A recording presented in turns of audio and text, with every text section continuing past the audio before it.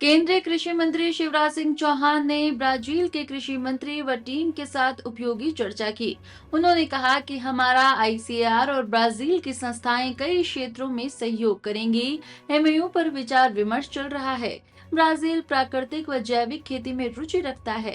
भारत में दलहन तिलहन मिशन व एकीकृत खेती पर तेजी से काम हो रहा है। साथ ही चौहान ने बताया कि ब्राजील सेंटर ऑफ एक्सीलेंस बनाने को सहमत है। इससे दोनों देशों के संबंध मजबूत होंगे। ब्राजील के माननीय कृषि मंत्री जी से और उनकी टीम से यहाँ बहुत उपयोगी चर्चा हुई है।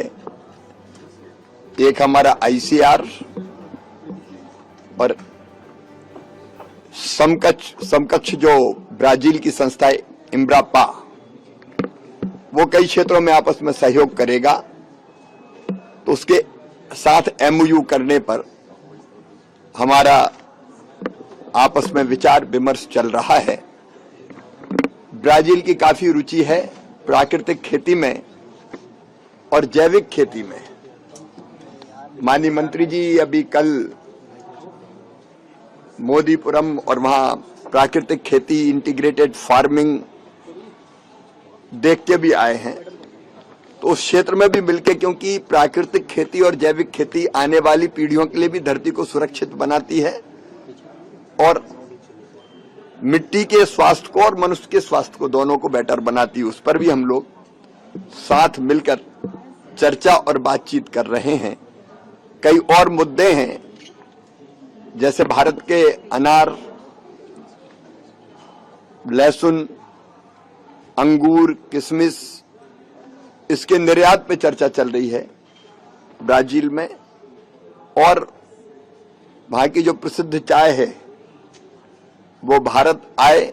ऐसे कई मुद्दे हैं, बाजार मार्केट एक्सेस के, बाजार पहुंच के, उन पर भी हम लोगों ने बहुत सद्भावना पूर्वक चर्चा की है।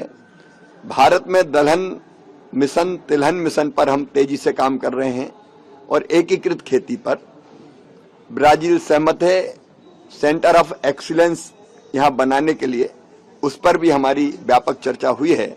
मैं हमारे दोनों माननीय कृषि मंत्रियों का भारत की धरती पर कृषि भवन में हृदय से स्वागत करता हूं। प्रेसिडेंट ब्राजील के नेतृत्व में एक वरिष्ठ मंत्रियों का प्रतिनिधिमंडल और एक बहुत बड़ा प्रतिनिधिमंडल अन्य क्षेत्रों में काम कर रहे प्रमुख मित्रों का यहां आया है। इससे दोनों देशों के संबंध निश्चित तौर पर बहुत मजबूत होंगे, सहयोग बढ़ेगा और दोनों देशों की मित्रता दुनिया की स्थिरता के लिए भी जरूरी है। मैं फिर एक बार आपका यहां स्वागत करता हूं।